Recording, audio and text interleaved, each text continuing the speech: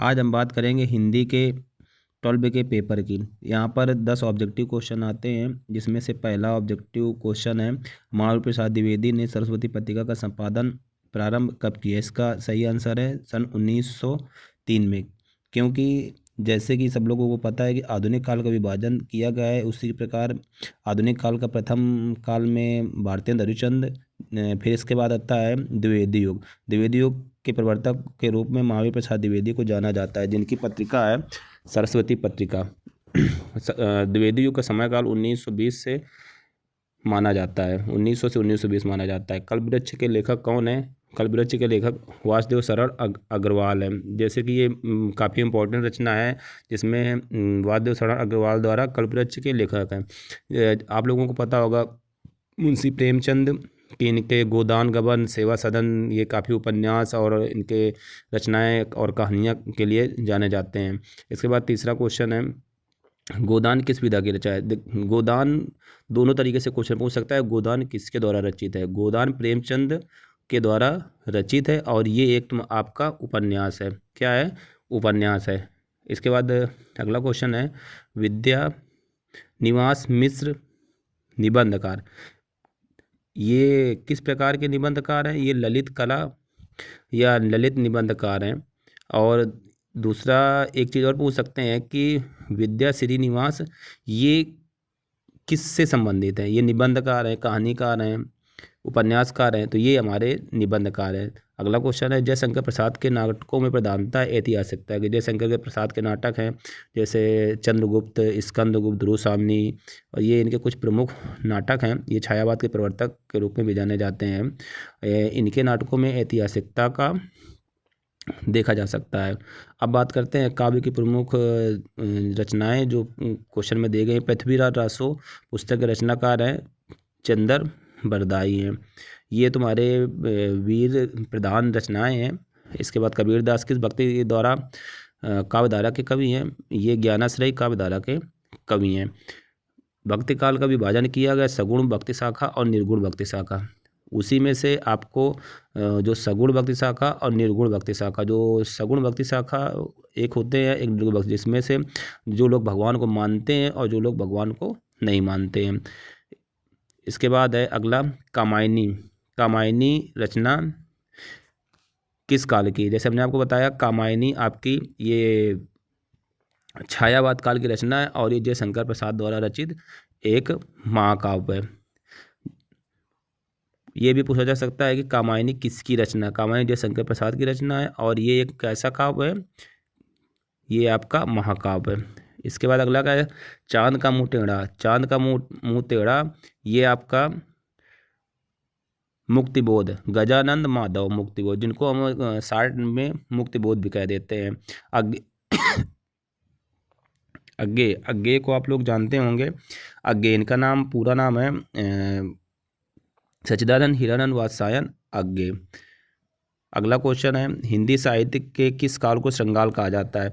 देखिए हिंदी काल में, हिंदी साहित्य में रीतिकाल को श्रृंगाल काल के रूप में जाना जाता है। अब ये आपका तीसरे क्वेश्चन में है, गद्य दे रखे हैं, जिसमें से पहला गद्य दे रखा है, धरती माता की कोख में जो अमूल्य निधियाँ भरी हैं। ये हमारा राष्ट्र के स्वरूप नामक पाठ से लिया गया है, जिसके राइटर हैं वासुदेव शरण अग्रवाल हैं। अगला अपने हिसाब से आप इसको पैसेज को पढ़ लेंगे। फिर इसके बाद दूसरे क्वेश्चन का आता है, धरती माता की कोख में क्या भरा हुआ है? धरती माता की कोख में अमूल्य निधियाँ भरी हुई हैं। इसके बाद क्वेश्चन है, धरती को वसुंधरा क्यों कहते हैं? तो इसका क्वेश्चन आप मिल जाएगा आपको ढूंढने से। अगला क्वेश्चन है, चौथा क्वेश्चन, किसने पृथ्वी की देह को सजाया? अर्थात पृथ्वी की देह को नदियों ने सजाया है। इसके बाद है भाषा। जैसे सबसे पहले यहाँ बात की गई है भाषा से। इसके फर्स्ट टाइटल से पता चल रहा है कि यहाँ पे भाषा की बात की गई है, तो ये आपका किससे संबंधित हो सकता है? तो ये आपका भाषा एवं आधुनिकता से लिया गया है। और यहाँ पर इसके लेखक भाषा एवं आधुनिकता से लिया गया है। जिसमें अगला क्वेश्चन है, जैसे मान लीजिए यहाँ पर क्वेश्चन पूछा गया है, नवीन और अनाया शब्दों के विलोम। नवीन का विलोम शब्द होता है प्राचीन। नवीन मतलब नया, ठीक है, और प्राचीन मतलब क्या होता है? जो काफ़ी पुराना हो। अनायास शब्दों के विलोम, अनायास का होगा सायस। ठीक है। इसके बाद है दुरूद तथा अविकृत शब्दों के अर्थ लिखिए। दुरूद शब्द का अर्थ होता है कठिन, और अविकृत मतलब होता है बिना परिवर्तन के। मतलब वो जिसमें लग जाता है उसका निगेटिव हो जाता है, अर्थात जिसमें हम परिवर्तन ना कर सकें। अब पद्य की बात करते हैं, तो पद्य में पहले पद दिया, नील परिधान बीच सुकुमार, खुल रहा है मृदुल अध खुला अंग, खिला हो जो बिजली का फूल, मेघ बन बीच गुलाबी रंग। अर्थात पाठ के शीर्षक की बात करते हैं और कवि के नाम बात करते हैं। ये हमारे श्रद्धा और मनु द्वारा, इसके दो नायक और नायिकाएं हैं, उसमें से ये श्रद्धा मनु से लिया गया है, और इसके राइटर है जयशंकर प्रसाद। यहाँ पर बिजली के फूल से क्या तात्पर्य है? जो श्रद्धा की काया या शरीर की बात है, उसके श्रद्धा के या और काया की तुलना बिजली के फूल से की गई है। और अलंकार की बात करते हैं, तो यहाँ पर उपमा और रूपक अलंकार का संयोग मिलता है। अगला पद्यांश है, आज की दुनिया विचित्र नवीन, प्रकृति पर सर्वत्र है विजयी पुरुष आसानी। ये हमारा सुमित्रानंदन पंत द्वारा रचित परिवर्तन पद्यांश से लिया गया है। आगे आप कर लेंगे। अगले 5वां क्वेश्चन है, हजारी प्रसाद द्विवेदी, हरिशंकर परसाई, इनका आपको जीवन परिचय लिखना है, और डॉक्टर APJ अब्दुल कलाम का। तो आप अगला क्वेश्चन अपने हिसाब से कर लेंगे। फिर इसके बाद ध्रुव यात्रा का सारांश लिख सकते हैं, या पंचलाइट का लिख सकते हैं। फिर खंड काव्य में आप तब मुक्ति यज्ञ या रश्मरथी, दोनों में से आप जो लिखना चाहते हैं। अगला आपका संस्कृत का 8वां क्वेश्चन है, इसमें आपको पद्यांश का संदर्भ बताना है, ये और किस उससे लिया गया है। तो आप जैसे इसमें खा नंबर दे रखा है, भाषा मुखता मुद्रा दिव्य गीर्वाण भारतीय, ये हमारे सुभाषित रत्नान से लिया गया है। इसके बाद अब बात करते हैं मुहावरे की। मुहावरों में सबसे पहले मुहावरा है, अक्ल पर पर्दा पड़ना, अर्थात इसका अर्थ होता है बुद्धि भ्रष्ट होना। वाक्य प्रयोग हम अपने हिसाब से कर लेंगे। कान भरना मतलब चुगली करना, खून खौलना मतलब होता है गुस्सा आ जाना, दाल में काला होना, अर्थात कैसे कहते हैं कि मतलब कुछ गड़बड़ है, या मतलब जो गलत काम करता है तो उसके शब्द में हम लोग प्रयोग कर सकते हैं, दाल में कुछ काला होना। अगला है, अपठित गद्यांश का हमें अपने आधार पर प्रश्नों के उत्तर देने हैं।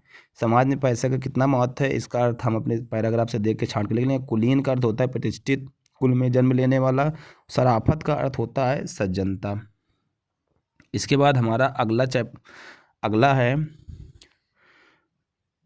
इसमें आपका युग्म शब्द का अर्थ पूछा गया है, जिसमें मनोज और मनोज्ञ होता है। मनोज मतलब जैसे हमारा काम देवता होते हैं, उनके बारे में मनोज शब्द का प्रयोग किया गया है।